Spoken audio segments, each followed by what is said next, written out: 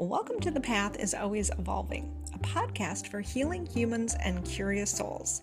Hosted by energy healer Tenya Eichenberg and mind body specialist Eva Zobian-Wolf, this show blends science and spirit to explore real life healing, self care, and personal transformation. No fluff, no fixing, just grounded conversations that meet you where you are. Because healing isn't linear, but the path, it's always evolving.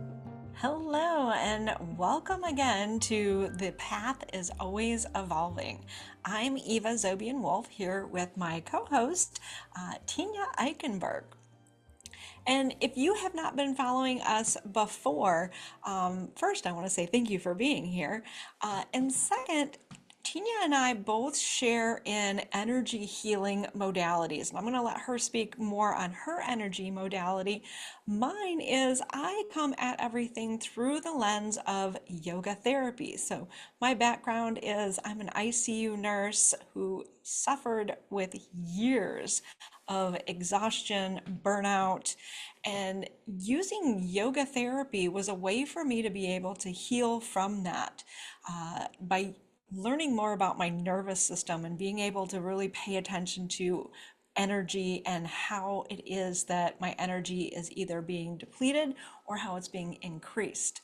And so I use that with clients now, working with Reiki and Vedic astrology and all of the amazing benefits of yoga therapy in helping you to soothe your nervous system, find energy and vitality in your life, and be the version of you that you know that you are deep down inside. And Tenya, Hi, I'm Tenya Eichenberg. I'm an energy healer and a self-care coach. And my work is rooted in the emotion code. It's where I got my start. It's where I started to learn how to really pay attention to what my body was sending me. What was the vibration and the frequency that I was working at?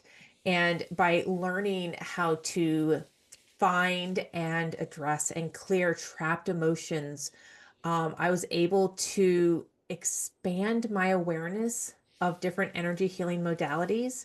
And so it went from using the emotion code to the body code to the Healing Remembered app and working and clearing out entities and toxins and alien attachments, all this very woo-woo stuff that, you know, may or may not be out there because we may or may not be seeing it, but I'm a strong believer in that believing is seeing, seeing is not believing.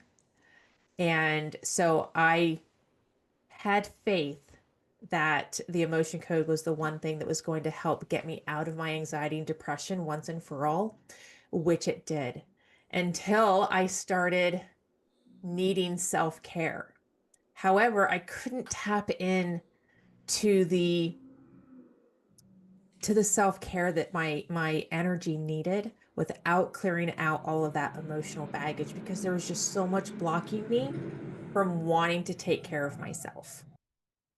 And so by incorporating those and then past life regressions, laughter yoga, all kinds of different techniques just kind of started to blend into my awareness and blend into my energy to help me become who I am today, being the human that is happy and excited and sad sometimes and still feels guilt and shame and all of the emotions because as humans, we're supposed to feel our emotions.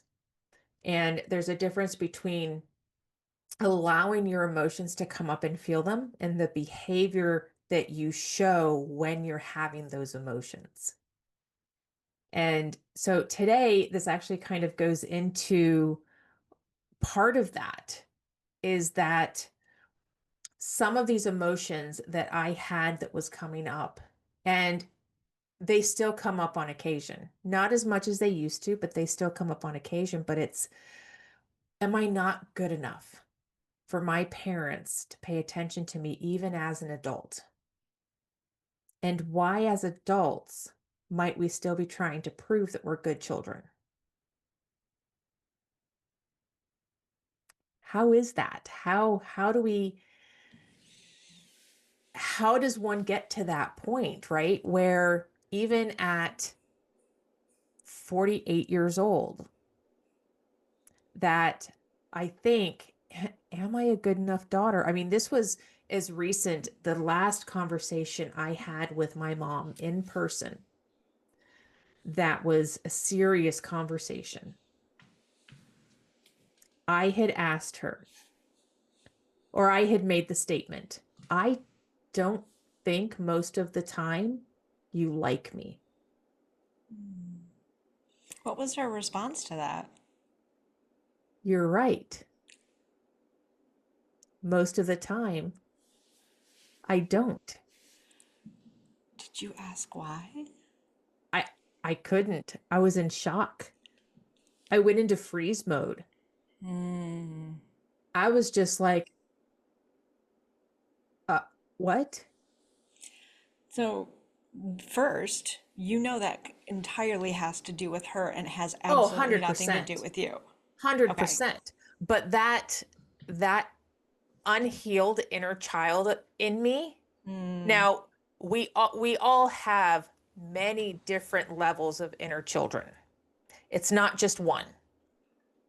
So if you say that you have healed your inner child completely, I would ask you to go back and really think on that. Because a couple years ago, I thought I had healed my inner child until I started really diving into each age I was. that's an important piece because the thing is that we have multiple layers Yes. and we only peel off the layers that we're able to Access. process and, Right. and digest in that moment. Right. And if your subconscious is holding on to a piece of your inner child that it knows your conscious mind, that your body is not ready to work with, to heal, to process, it's not going to reveal that part of you. It's going to keep what I call a fail safe on it. It's going to keep it hidden or buried or secret, or it's going to disguise it as something else so that you don't get overwhelmed by it. Yeah, and what is that? Okay, so for somebody who has had a very tumultuous relationship with their parents, this is one of the reasons why there are fewer childhood memories that they can recall in that moment. Right. Some people have amazing childhood recall and they can remember, who their first grade teacher was, who their fifth grade teacher was, and lots of different events. If you have had, and this is not an absolute, I'm speaking more from my experience and from conversations with the clients and students and friends, if you had a very tumultuous relationship with your parents, there are fewer memories now as an adult that we have from elementary, Hmm. junior high, high school age. Yeah. Yep. And it's specifically for that reason. It's a protection mechanism so that Right.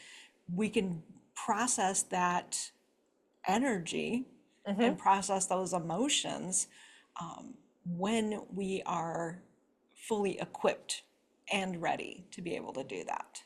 Yeah. Yeah. So, once her and my dad left, and honestly, I could even tell you how long they stayed after that conversation. Um, and it was funny, the whole point that they came over that weekend was to go through family pictures. So it was just kind of like it was just a very um chaotic. It wasn't chaotic, but it was emotionally chaotic for sure. Because you're going through those pictures and you're like, my gosh, we all look so happy. But they're staged. Right. Most of them I have no memory of taking. And then when I do think back and go, do I really remember this being taken, or am I just remembering seeing the picture several times over the years? And it's interesting because when I look at pictures or I think of pictures, I actually have very few pictures from my childhood because they're all at my mother's house. Yeah. I have very few pictures. But when I think of different pictures that were taken throughout the time, what I remember was the chaos before the picture, the yelling, the Yep. screaming, the everybody's gotta look a specific way, and there was just a lot of controlling that was happening. And so then when the actual time came to take the picture, I'm sitting there with this screw you look on my face and then getting yelled at because I'm not smiling. Right. Yeah. Yeah. I think that's why when the twins were 18 months old, my daughter Paige had fallen and hit her eye on either the toy box or a toy or something, or her brother threw a toy at, I don't know. She had a black eye, and they had a picture appointment because my husband and I were photographers. We both worked for Olin Mills. And so we would get our kids' pictures taken every 3 months for the first year.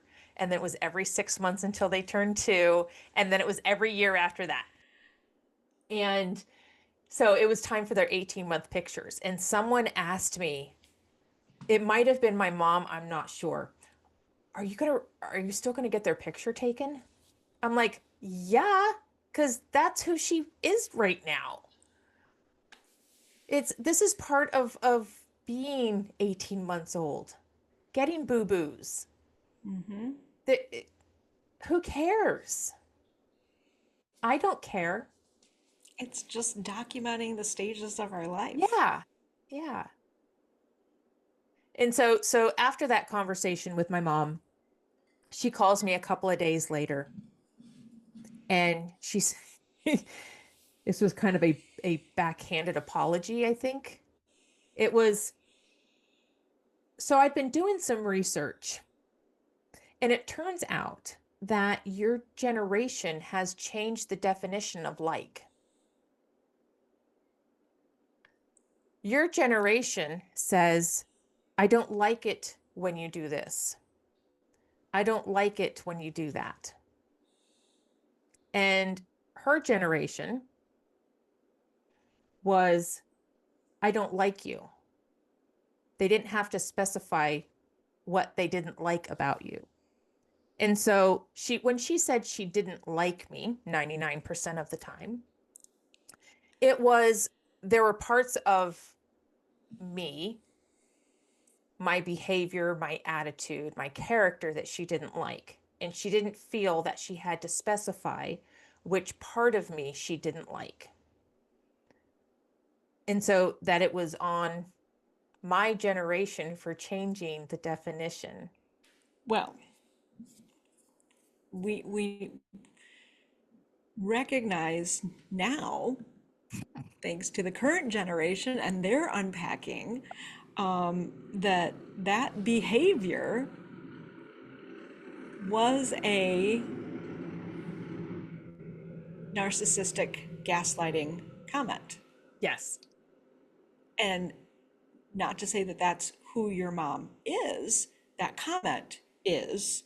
Right. And it speaks to the state of her nervous system and her ability to comprehend and think of other people compassionately Right. and in the stages that she's in. And then in that stage, she was attempting an apology. The execution, she just didn't have the tools to execute it in a kinder way. Right. 100%. 100%. I did not get emotional intelligence from her. And that's a big distinction Yeah. because current generation, the Gen Z, Gen Alpha, Um, yeah, I would say Gen Z is probably getting to the point where they're like unpacking stuff. You know, I think Gen Alpha is still a little too young for they're that. they're looking at, they're redefining,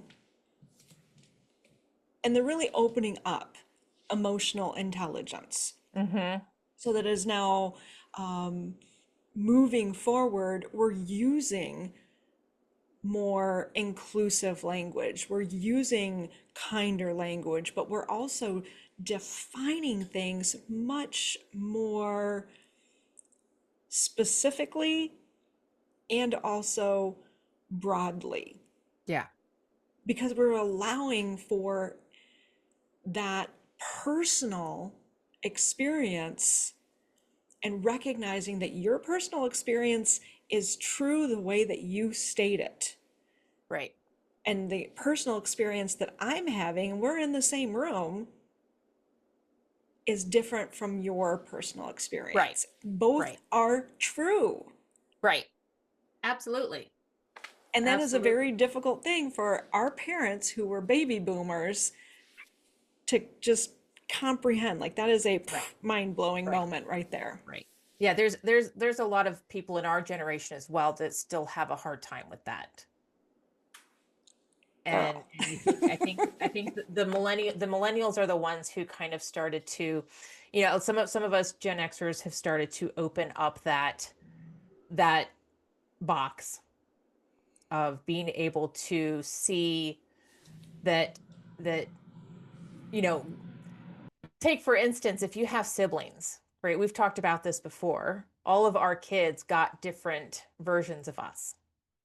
And so there are different versions of what goes on in a conversation based off of your upbringing, my upbringing, and then there is always the just the combination of the two, right? What somebody else might see based off of their up, right? You bring in, I mean, yeah, this is the I mean, hope that moving forward, Gen Z is helping Generation Alpha. And now I just looked it up and we now have Generation Beta, which starts in 2025. So anybody born this year is part of the Generation Beta. So we're officially in the year of a new generation. oh, Beta, I'm sending you lots of love, lots of good energy. But I think Beta is going to be the most level-headed generation We hope. that we have had in a very long time. We hope. I Yes, think we used to absolutely. have level-headed generations, and then other things started happening. There may have been some level-headedness, but there was also a lot of ostrich syndrome, Yeah. right? So if you look at What some of is the what is practice, ostrich system? oh, sticking your head Ostrich. in the sand. Okay. Okay. Thank you. Because I mean, if you think of some of the thing, like I guess I would have to ask, when were we ever level-headed? Because there's some jacked up things in our history. There is, but I'm thinking previous Earths, right? Oh, Yeah.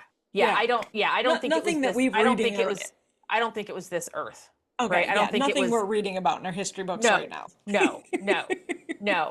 But I think that I think that at some point, well, maybe not because there was a new Earth. So, maybe that's just a whole. I'm just blabbering. We'll find out maybe sometime. Yeah, but I think generation beta. I think because Gen X is inching out of that mindset of blaming everybody before us. Some of us are. Yeah. Yeah. I don't know very many baby boomers in my awareness. I could be completely wrong. There could be baby boomers out there that um did wake up and said, "Okay, we cannot keep going this way." And maybe that's why those of us in Gen X have woken up because we had somebody to show us that was in the previous generation. Well, I mean, anybody that was involved in the civil unrest. I mean, if you look at different time periods during women's suffrage and during civil unrest and during the social activism of the 60s and 70s, there were people doing that work. Yeah. And so they were the ones saying, just because this is what we have been doing, this is not what we should continue doing moving forward because it's not right. Mm-hmm. Yeah. And that is, for parents, that is very, I remember my mom looking at me and saying, you used to be such a sweet girl, and then you just started talking all the Oh, time. She's like, you used to be so sweet and you used to be such a good girl, and then you turned, 11, 12, and then all of a sudden you just weren't. yeah. And it was Yeah. because I started asking questions. Why? Why are we doing this? Why do we say these things? Why do we believe these things? Right. Why does this matter? Right. And Did you ever and have your parents say, "I didn't raise you that way"? it was more along the lines of, what are people going to think? Mm, And that was the big measure all the time. What are people going to think? They're going to think this about us. They're going to think right. that about us. Yeah. And this came to me last week, is there was a whole lot of measurement. Why aren't you more like this person? Why aren't you more like this person? Why aren't you friends with this person? And it was never about me. It was always about the perception of what I do that was going to be a reflection on them. Mhm. Yeah. And, again, my mom was raised in communist Czechoslovakia. Right. She was raised post World War II, and there was a whole lot of us and them that happened growing up. And there was so much trauma and so much that she's unpacking. And to this day, actually, it was interesting because I was just reading a book this morning on energy healing, and there was a whole lot of control, having to control the clothes that we wear, the whether or not, at what age did I start shaving my legs. There was like everything Right. had to be controlled. Yeah. And all of that was external locus of validation, right? And her power wasn't derived from herself. Her power was derived by controlling us. Mm-hmm. And if she couldn't control us, then she was losing her power, and she fought Right. very, very hard to maintain her power. And when I started to exert my own personality